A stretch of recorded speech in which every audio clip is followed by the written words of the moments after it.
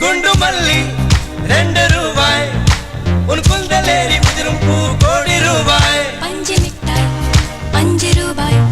நீ பாதி தின்று தந்ததால் லட்ச ரூபாய்